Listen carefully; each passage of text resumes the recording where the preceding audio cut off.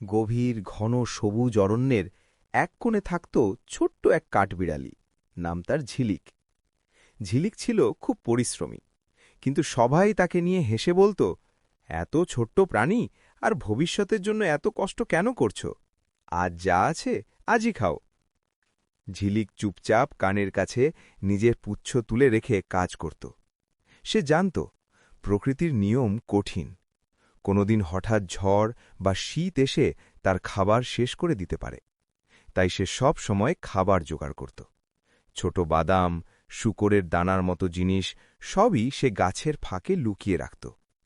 সে তার ছোট্ট ঘরও শুকনো পাতা আর শাখা দিয়ে শক্ত করে বানাত, যাতে শীত বা বৃষ্টি এলে সে সেখানেই নিরাপদ থাকতে পারে। জঙ্গলের অন্যান্য প্রাণীরা প্রথমে তার কৃতিত্ব বুঝতে পারত না।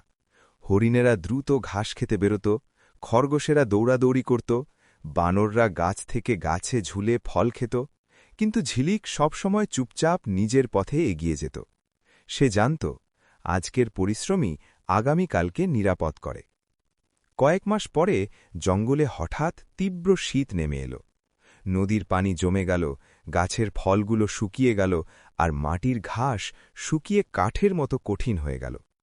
ছোট প্রাণীরা খাবারের জন্য হাহাকার করতে লাগল। খরগোশেরা গাছে থাকা শুকনো পাতা খেতে চেষ্টা করল, কিন্তু অনেকেই কষ্টে কাঁপতে লাগল। হরিণেরা মরিচা ধরা মাঠে ঘাস খুঁজতে বের হল, কিন্তু কিছুই পাওয়া গেল না। প্রাণীরা বুঝতে পারল এই শীত অনেক ভয়ঙ্কর। সবাই ভীত হয়ে এক জায়গায় জড়ো হল। তখন ঝিলিক তাদের কাছে এগিয়ে এল। আমি জানি সবাই ভয় পাচ্ছে, সে বলল ছোট্ট কণ্ঠে, কিন্তু আমার কিছু খাবার আছে, সবাই একটু করে নাও। প্রাণীরা অবাক হয়ে তাকাল। সেই কাঠবিড়ালি যাকে তারা হেসে দেখত, আজ তাদের ভরসা হয়ে দাঁড়াল।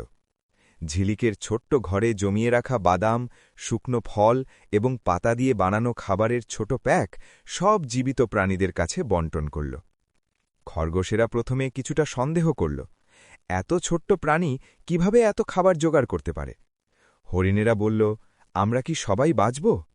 ঝিলিক হেসে বলল, ভয় পেও না, আমি সব দেখেছি। আমি শুধু ভবিষ্যতের কথা ভেবেছি।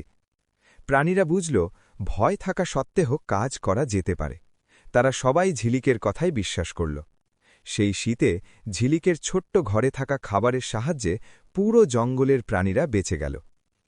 কয়েক সপ্তাহ পরে বৃষ্টি আসল। নদীর পানি আবার স্বাভাবিক পথে বইতে শুরু করল। জঙ্গল সবুজে ভরে উঠল। ছোট প্রাণীরা আনন্দে দৌড়াতে লাগল। তারা বুঝল ঝিলিক যে কাজ করেছিল তা ছিল শুধু নিজের জন্য নয়, পুরো জঙ্গলের জন্য। সেদিন থেকে আর কেউ ঝিলিককে ছোট দেখল না। সবাই তাকে সম্মান জানাল। হরিণেরা তার কাছে এসে বলল, আমরা তোমাকে মেনে নিলাম ঝিলিক, তোমার ছোট মন কিন্তু বিশাল বুদ্ধি। ঝিলিক শান্ত হয়ে বলল, আমি ভয় পাই, কিন্তু আমি জানি ভবিষ্যতের জন্য কাজ করা জরুরি। সময়ের সাথে সাথে ঝিলিক শুধু খাবার জোগাড় করলেই থামল না। সে জঙ্গলের সব প্রাণীদের শেখাতে লাগল কিভাবে ঝড়, বৃষ্টি, শীত বা খরার সময় বেঁচে থাকা যায়। ছোট বানররা শিখল কোথায় নিরাপদ গাছ আছে, কোথায় জলাশয় খুঁজে পাওয়া যায়। খরগোশেরা শিখল কিভাবে ছোট ছোট খাদ্য সংরক্ষণ করতে হয়। হরিণেরা শিখল কখন শীঘ্রই ঘাস খাওয়া উচিত এবং কখন অপেক্ষা করতে হয়।